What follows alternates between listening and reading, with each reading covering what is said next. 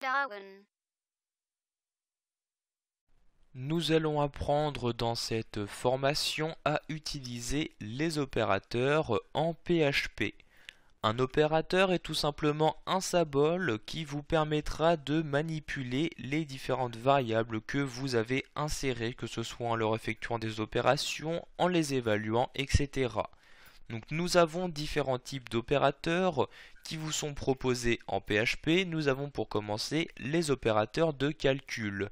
Par l'intermédiaire de celui-ci, vous allez pouvoir modifier mathématiquement la valeur d'une variable. Donc vous avez les opérateurs classiques de mathématiques, le plus, le moins, le multiplier, le diviser, le symbole égal et le pourcentage correspondant au modulo, c'est-à-dire pour récupérer le reste d'une division. Nous avons également des opérateurs de comparaison. Grâce à ceci, vous allez pouvoir, comme son nom l'indique, comparer la valeur de plusieurs variables. Vous avez ici le double égal, à ne pas confondre avec le simple égal. Donc ce double égal va vous permettre de comparer l'égalité entre deux valeurs. Vous souhaitez savoir quelle est la valeur qui est plus petite, vous allez utiliser le symbole inférieur, inférieur ou égal, mais également supérieur et supérieur ou égal. Ou vous avez encore la possibilité de vérifier si deux valeurs sont bien différentes à l'aide du symbole différent qui est composé d'un point d'exclamation et du égal. En PHP, vous avez également des opérateurs logiques. Grâce à ceci, vous allez pouvoir vérifier si des conditions sont vraies ou non.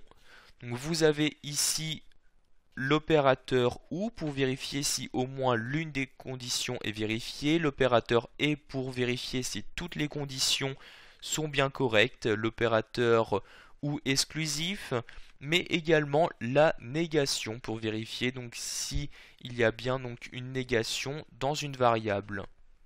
Vous avez également des opérateurs d'assignation qui vont vous permettre de simplifier les opérations que vous effectuez en PHP. Donc vous voyez ici le plus égal qui correspond tout simplement à une addition, le moins égal, multiplié égal, divisé égal, et également donc le point égal, le point correspondant à l'opérateur de concaténation. Nous avons pour finir les opérateurs d'incrémentation. Par l'intermédiaire de ceux-ci, vous allez pouvoir facilement augmenter ou diminuer d'une unité une variable. Donc avec le plus pour augmenter d'une unité la variable et le moins pour soustraire d'une unité une variable.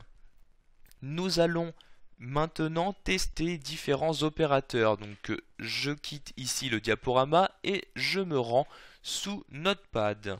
Donc, pour commencer, je vais déclarer une variable que je vais par exemple nommer A, et dans cette variable, je souhaite par exemple insérer la valeur de l'addition entre 2 et 3. Je mets donc ici 2 plus 3 comme ceci, et j'insère le point virgule, je fais ensuite un écho de $A, et nous avons vérifié ici qu'il s'agit bien de la valeur 5 qui va être insérée.